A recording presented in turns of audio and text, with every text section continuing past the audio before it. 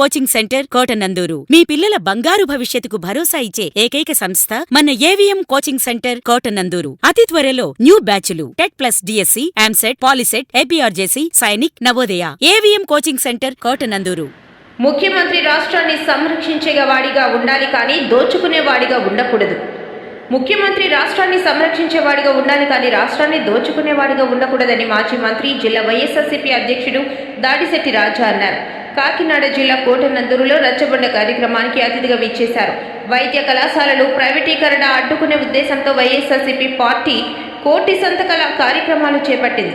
ఈ సందర్భంగా మాట్లాడుతూ మాజీ ముఖ్యమంత్రి జగన్మోహన్ రెడ్డి కేంద్రంతో పోరాడి 17 ప్రైవేట్ మెడికల్ కాలేజీలు తెచ్చి 5 కాలేజీలు పూర్తిగా నిర్మించారని, మిగిలిన కాలేజీలు నిర్మాణ దశలో మాత్రమే ఉన్నాయని, ఈ కాలేజీల నిర్మాణం వలన 600 పడకల ఆసుపత్రిగా కూడా మారుతుందని, పేద రోగులకు ఉపయోగకరంగా ఉంటుందని అన్నారు.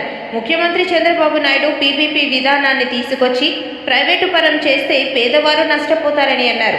ముఖ్యమంత్రి అనగా ప్రజల మాన ప్రాణ ఆస్తులు కాపాడడానికే ప్రజలు 5 సంవత్సరాలు అధికారం ఇస్తారని, పీపీపీ విధానం పేరుతో దోచుకోవడానికి కాదని అన్నారు.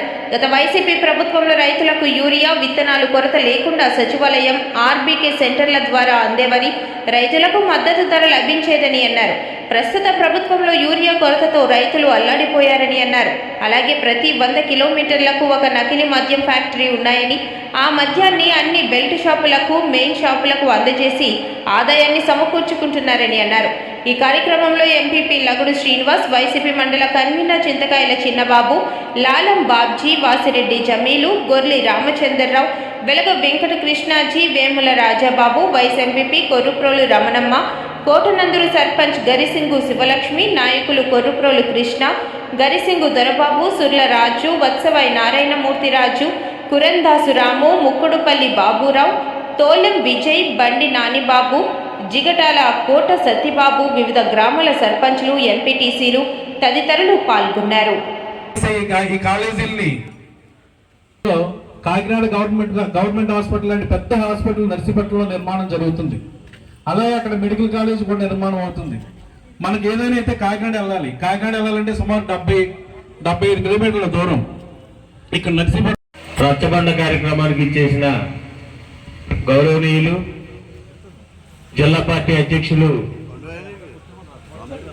దాడిశెట్టి రాజా గారికి, అలాగే వచ్చి ఎవరికి తెలియదంటే బస్సు ఎవరో, అదేవిధంగా ఏదైతే బెల్ట్ షాపులు ఉన్నాయో అక్కడ సీసీ ఫుటేజ్ చిప్పులు పట్టుకుపోయారట.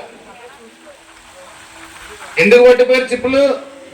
ఆ షాపులు ఎందుకు మూసారు అంటే ప్రజలకు తెలియకుండా, బెల్ట్ షాప్ వల్ల జరిగింది ఇది అని ప్రజలకు తెలియకుండా మనల్ని బుకాయించేస్తున్నారు. ఓనర్ ఎవరో తెలియదట, ఆ బస్సు ఓనర్ ఎవరో.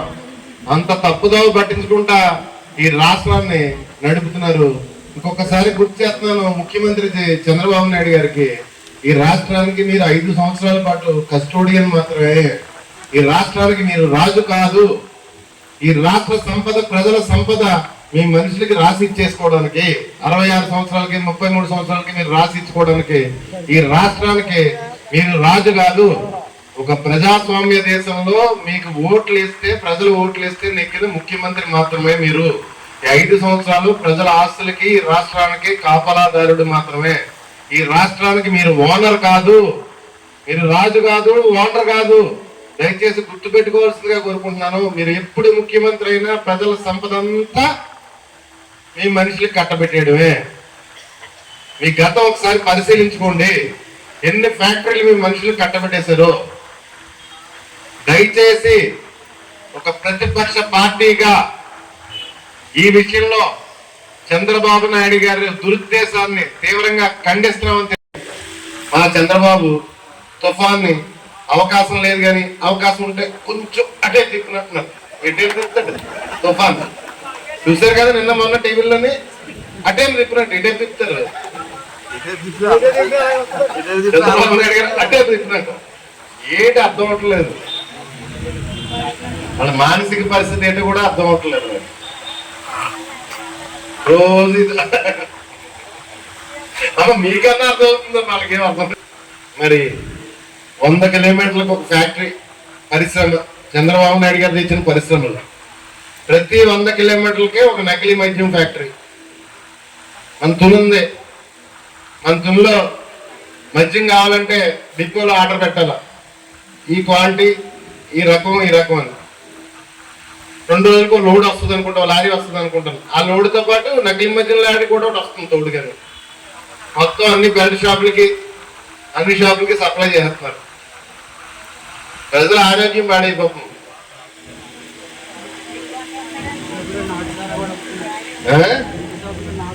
బెల్ట్ షాపులో నాటుసారా కూడా అమ్ముతున్నారట.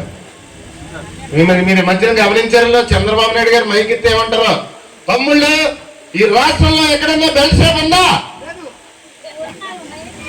ఊరికి 4 ఉన్నాయమ్మా. ఆయన మాట్లాడటం ఎక్కడన్నా బెల్ట్ షాప్ ఉందా అంటాడు పెద్ద కళ్ళు చేసుకుని. లేదు లేదు లేదు అంటారు కింద తమ్ముళ్ళు. లేదు లేదు అంటారు. తర్వాత రాష్ట్ర వ్యాప్తంగా లక్షల్లో ఉన్నాయమ్మా బెల్ట్ షాపులు.